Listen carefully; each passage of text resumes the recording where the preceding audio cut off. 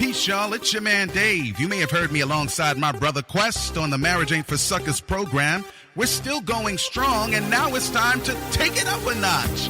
This is the Grown and Married program with my co-host, my rib, the queen of my castle, the queen of my life, Simone Harris.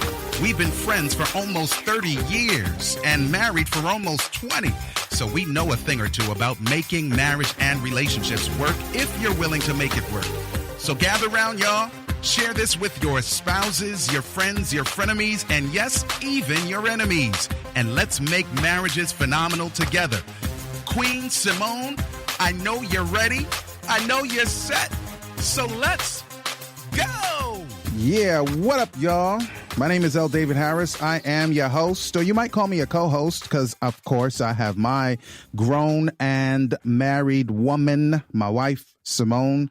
She's always running with me because that's why we're together. We're having this grown and married discussion with all of you who are joining us every single week. And I'm delighted to be able to share with you just one more time. And before we get started, I'd like to welcome you to the web address, grownandmarried.com. That's grownandmarried.com. And there you can find access to the various podcasting aggregator sites. You may be listening on the radio or some other way, but I'd like for you to subscribe regardless to one of those aggregators so you can leave an honest review and rating. Again, grownandmarried.com. You can also ask your relationship-related question. It doesn't have to be directly related to marriage, but it does need to be some sort of romantic relationship, right? Not necessarily marriage. You may be a boyfriend or girlfriend or whatever you call it, man friend, woman friend, or could be in your marriage. And we'll do our best to address it. Okay? So, again, direct your web browser to grownandmarried.com. And without further ado, without delay, I'd like to welcome my good wife, my only one good wife, Simone. Hey. Hey, how are you? It's good to be here. Yeah, I'm good. Yeah, I'm good. Having a little difficulty with these allergies, but, what am I going to do about that? I can't fix it, so. I'm sorry. Yeah. Got to deal with it. Yes, we do. Yeah. So, I have a little bit of reticence about announcing this title. So I think I might just let you, it's your title.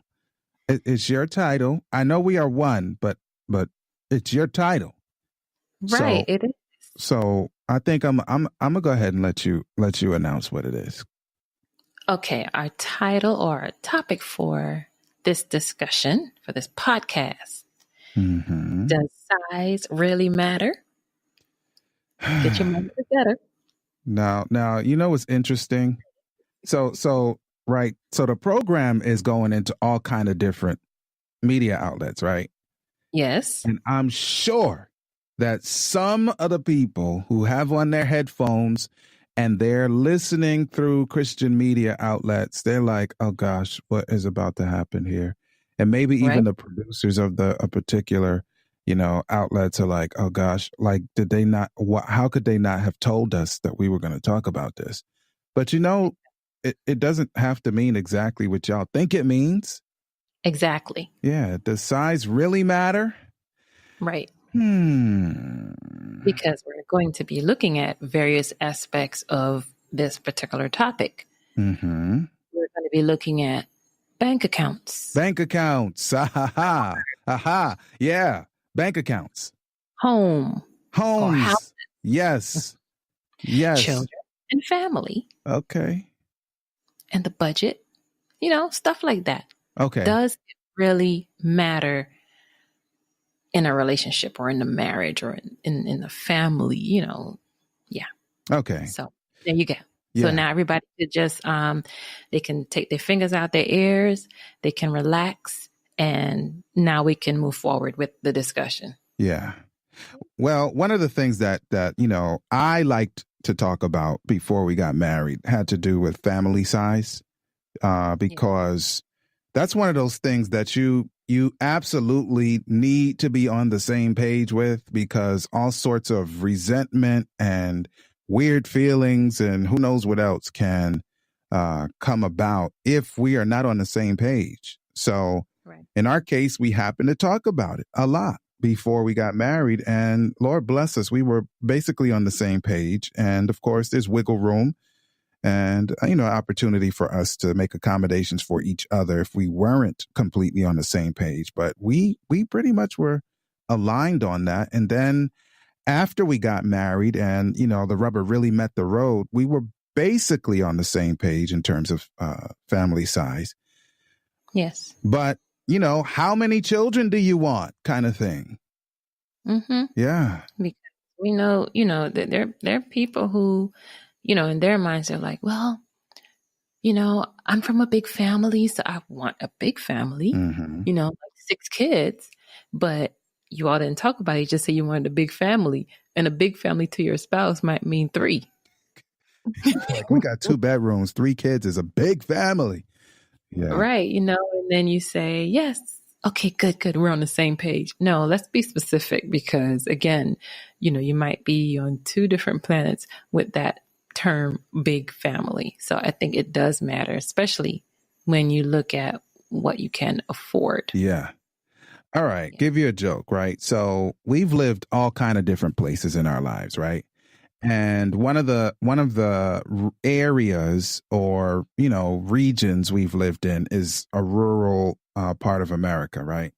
And I knew nothing about living in that kind of place. And, of course, you learn as you live. And I started looking around and I'm looking at the families and I'm like, wait a minute now, in the church especially, I'm like, why does everybody have like 17 kids? Like, I know. Children, for those of you who are very sensitive, right? Oh, Yeah, like everybody seemed to have like not 1, not 2, not 4, like 6 children. So if you have potluck or dinner after church with, 2 or 3 families, you basically need to move it outside unless your house is very big or you like to get cozy because everybody seemed to have a lot of children. And one of the guys I asked about it, I was like, what am I missing here, right? And he said, tax deduction. And I was like, what? Tax deduction. Now, I don't know if he was serious or not, even though that's a reality. I don't know if that's what but yeah. Yeah, that's what he said. So. It was Mark. That's what he said, Simone. Like he said tax deduction. And looked like it was working. Clearly, because they've been at it for like our friend and our friends have been having children for the last 30 years, literally. Yes, and they have been birthing these children. A lot of our other friends several of our other friends have had a mix of children that were born into the family, and then others whom they went and adopted into the family. And wow, like that's love, right?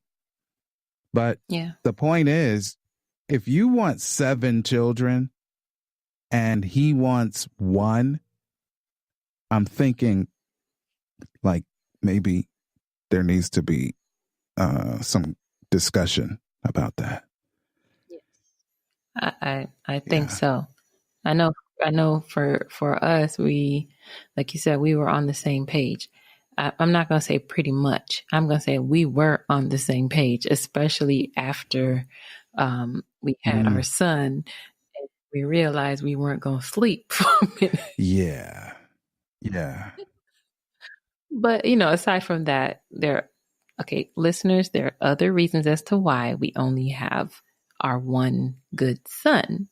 So please don't assume that the reason why we don't have a second child is because we wanted to be able to sleep. I don't care what they think. I mean, I should care. Isn't that rude? I care what you think. I do care what you think, but we're not selfish people.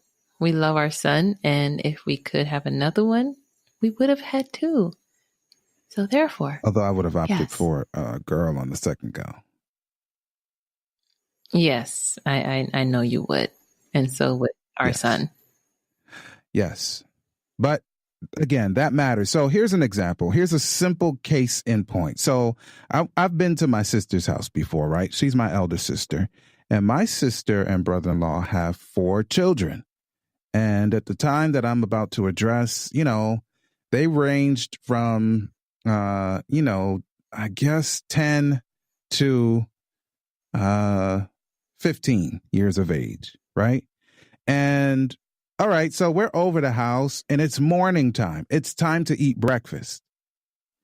And I happen to sit on the wrong side of the rotation on the table. And what I mean by that is when the carton of whatever you're going to drink comes out of the refrigerator, it goes in a let's see, counterclockwise direction. Well, I was sitting at the end of the line on that, situation there. And guess who didn't get nothing to drink? I guess you. because like after all them people, after 6 people got to it, there was nothing left for me, right? So, man, I'm thinking that kind of matters. When you go to the supermarket, having 2 children versus 6 children does make a difference. It doesn't have to be bad. I'm not saying it's negative. I'm just saying it's different.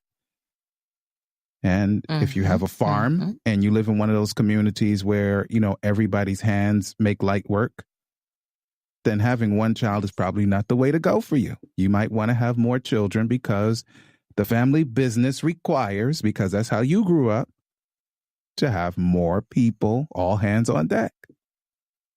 And it's not even a joke. I've seen that in real life, like where that is important. Some of the programs we watch on DIY station, you see where the family business is building homes, and 3 and 4 big brothers and 1 sister make that business work well. So there you go. Yeah. I was watching, I read something. I read an article of a young lady who she's a lawyer.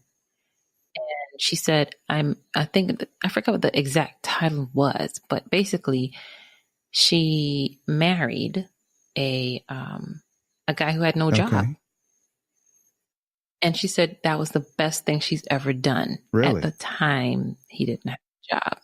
And she said that was the best thing she's ever done, despite what others may say, or you think that she's crazy, or like, why are you going to marry somebody who don't have a job? Basically.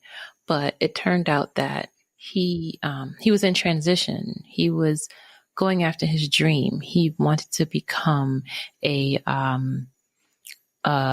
football, I think it was a football coach or a soccer coach at one of the Ivy League schools or something of that nature. And so he pursued that by volunteering first with the team.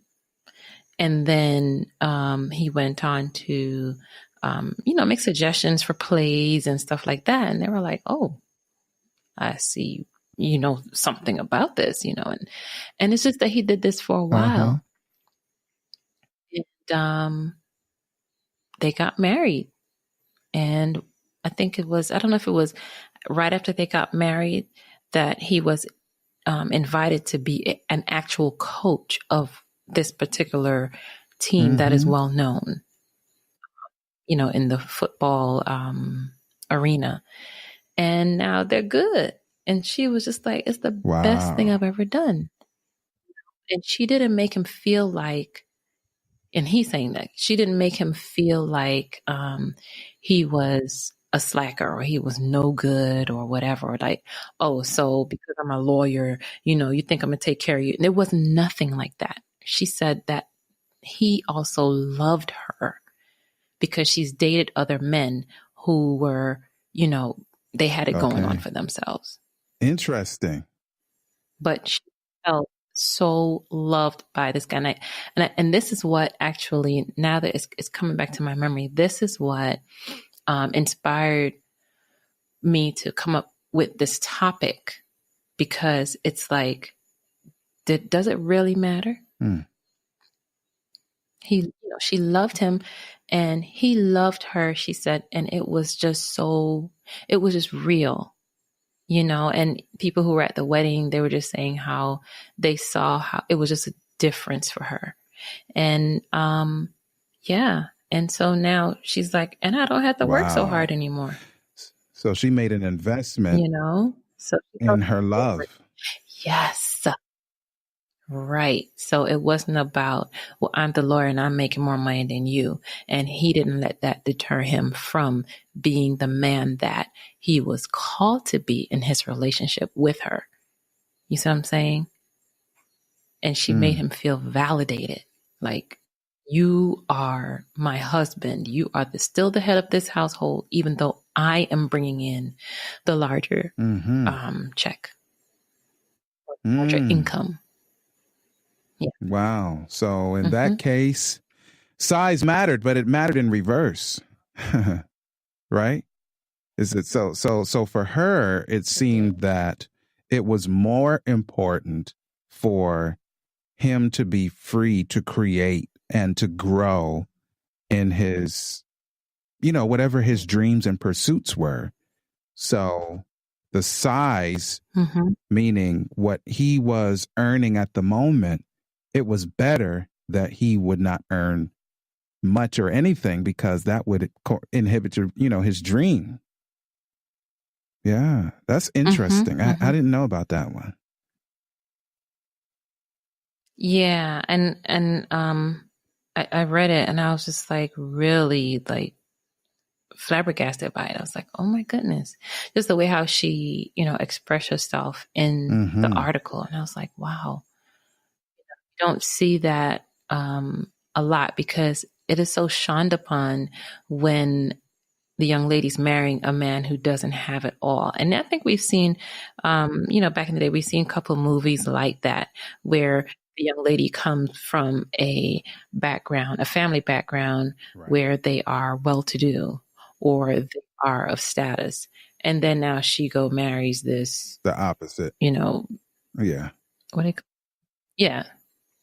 And it's like, really? And she felt like, she was just like, I'm on top of the world. And he treat her a particular way, from other guys who her parents or her friends expected her to be with.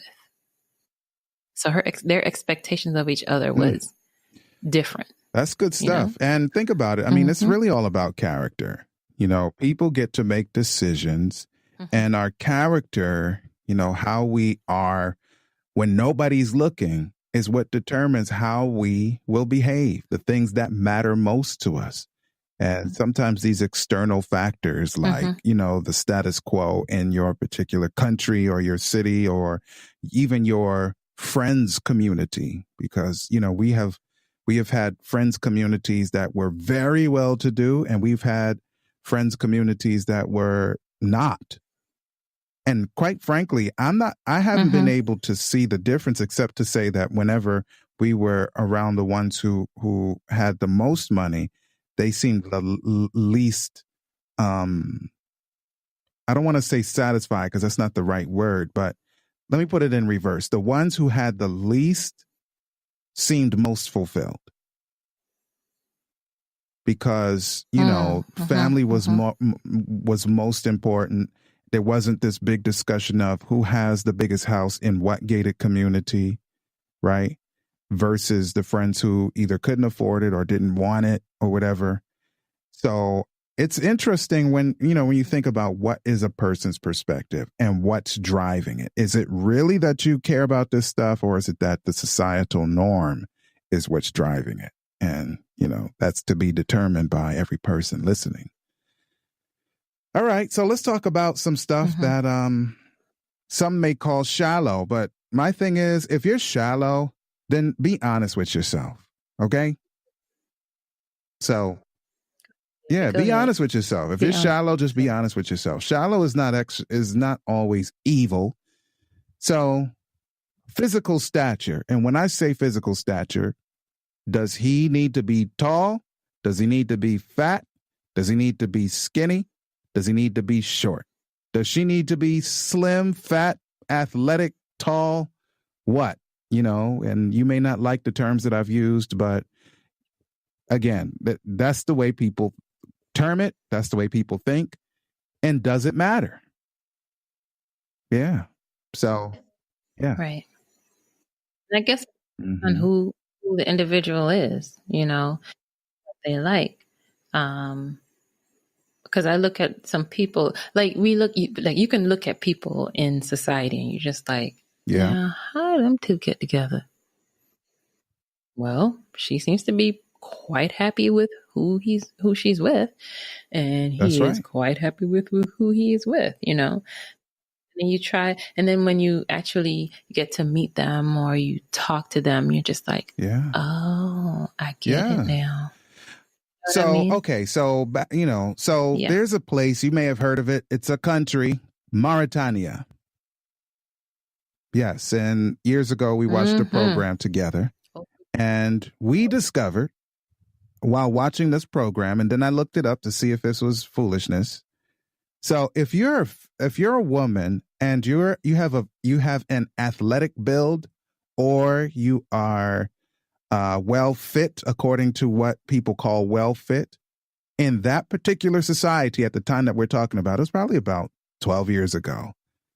At the time, you were shunned and frowned upon because you needed to be very hefty, and as we say in Jamaica, fluffy. Right? And so the societal norm was for a woman to not have a lot of extra meat on her bones meant something negative. And so, and the interesting thing is, the men needed to be the exact opposite. That was the other thing. I don't know if you saw that on the program, but I looked that up at the time, Simone. No, I did, because I was going to interject and said that they started grooming the women from they were little. Like, they fed them and they were feeding them and overfeeding them. And I was like, oh my goodness. In that particular area, I don't know if it was the entire country, I don't remember that detail, but in that region, that's the way it needed to be. So to them, size mattered, but not in the way that we might think. Yeah.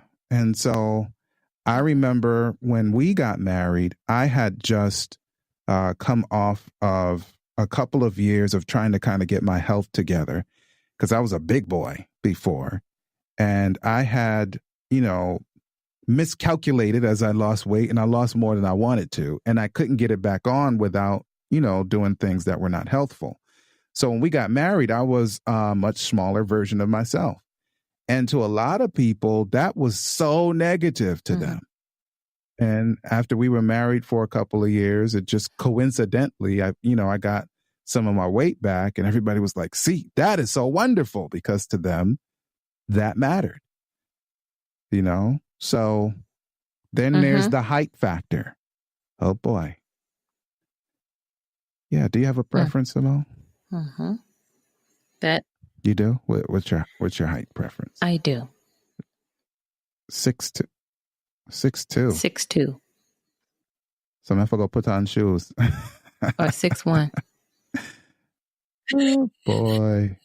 Made a mistake. It's cool. It's cool. 6'2". I keep saying I have no problem. It's 6'1". Yeah. But yeah, that's right about my height. But it, because I'm 5'7", and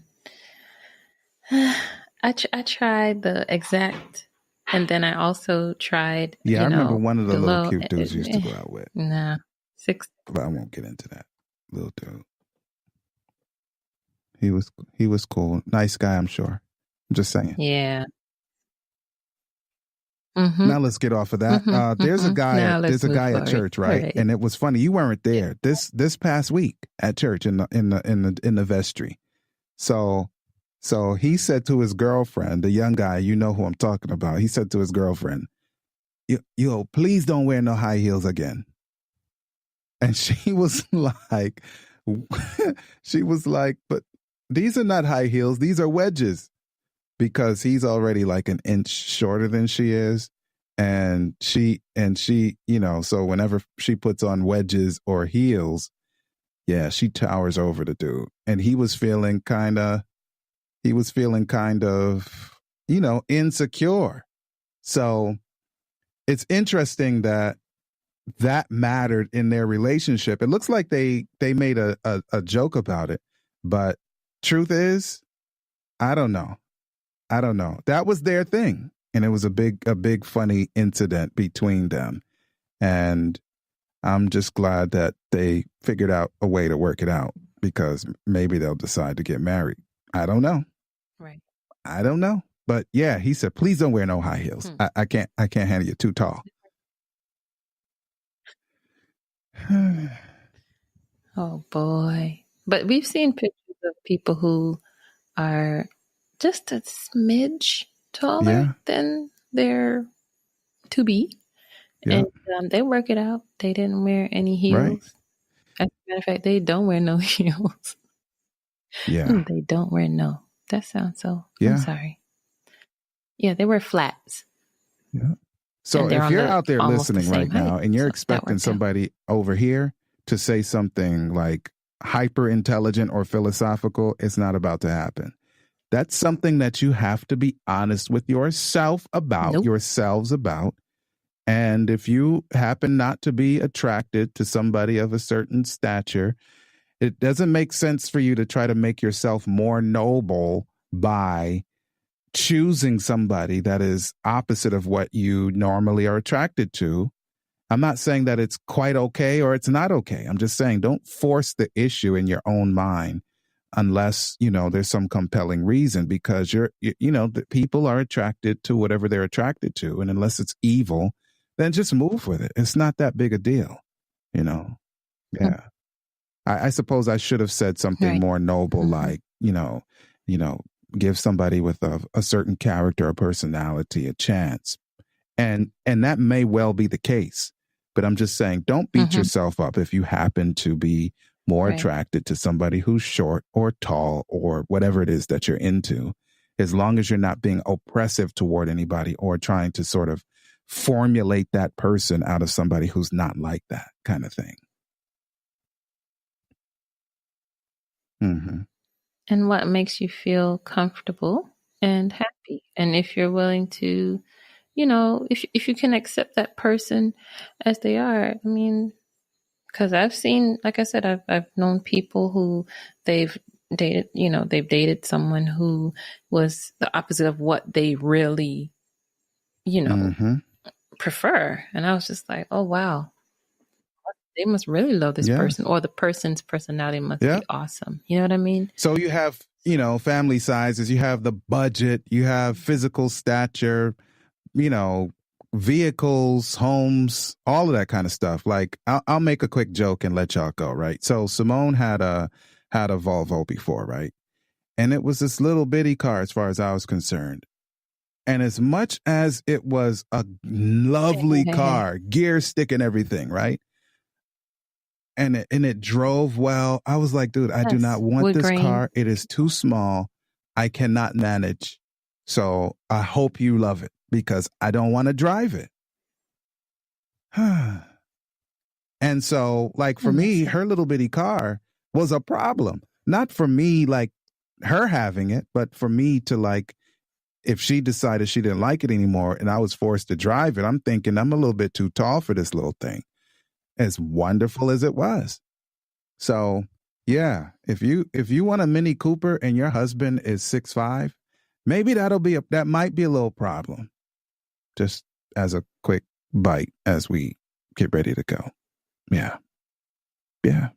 All kinds of things have sizes. All sorts of things do matter. And you just have to decide how much does it matter. None of it is worth breaking up over or having silly arguments over. Just be honest and, you'll make it. Have a wonderful day. Peace. There you have it, y'all. I hope you've enjoyed your time with us. Marriage is about mutual love and mutual respect, and it works for those willing to make it work. Real talk, our spouses are treasured jewels given to us to make life better. And the sooner we learn to value one another will be the sooner we become the most phenomenal versions of ourselves we can be. Until next time, peace. from Dave and the queen of my castle, Simone. We got love for you, baby.